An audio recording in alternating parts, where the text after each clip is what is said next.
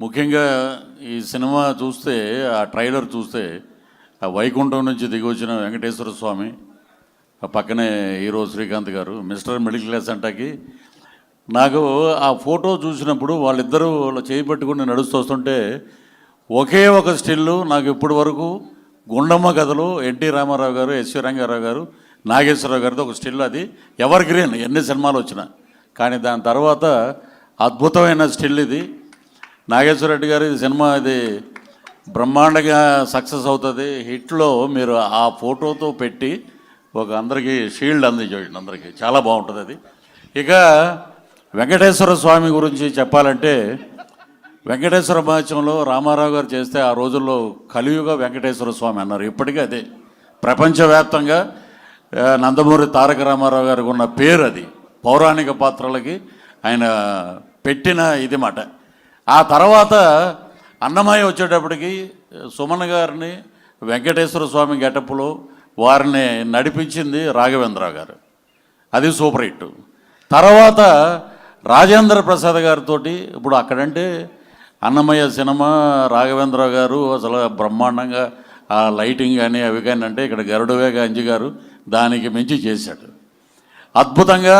మా డైరెక్టర్ గారు ఏం చేశారంటే అద్భుతంగా రాజేంద్ర ప్రసాద్ గారితో వెంకటేశ్వర స్వామిని చూస్తున్న ఫీలింగ్ అన్నమాట.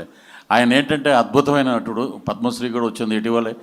సో ఆయన చూస్తుంటే నిజంగా క్యారెక్టర్స్ అన్నీ మర్చిపోయి శ్రీకాంత్ గారు గోవింద అనగానే నిజంగా అది ఎలా ఉందంటే ఉలిక్కిపడి లేచిన ఆయన లేచి వస్తాడు. నాకు ఏ దేవుడు కనపడినా కూడా నాకు గోవిందయ్య కనపడతాడు. వెంకటేశ్వర స్వామి అనే వినాయకుడికి దండం పెడుతుంటే ఈయన ఉలిక్కిపడి లేస్తాడు, నా పేరు ఎక్కడ వెళ్ళిపోద్ది పక్కని. సో అలాగా, ఎందుకంటే ఒక అంకిత భావం ఉన్న నటుడు, అద్భుతంగా ఆయన ఫ్యామిలీ డ్రామాలో చాలా చేశారు. కానీ ఇది ఒక డిఫరెంట్ జోన్ ఇది. సో భగవంతుణ్ణి భక్తుడితో కలిపి తీసినటువంటి అద్భుతమైన సినిమా.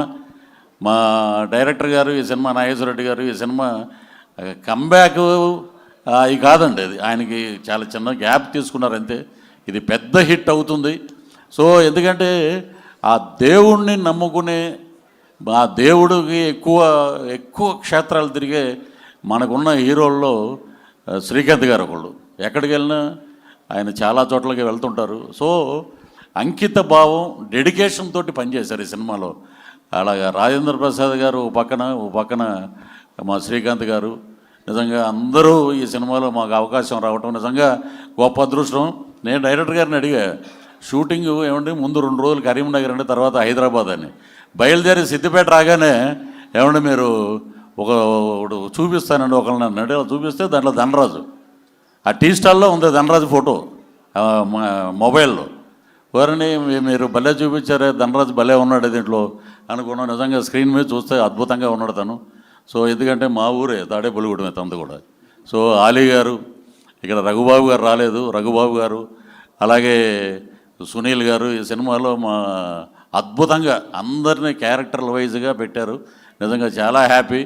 ఈ సినిమా అద్భుతమైన విజయాన్ని సాధించి మా ప్రొడ్యూసర్ గారికి, ఆయన ఏంటంటే అలాగా చెయ్యి ఇలాగ ఇచ్చే అభయహస్తంలాగా డబ్బులు వస్తాయి.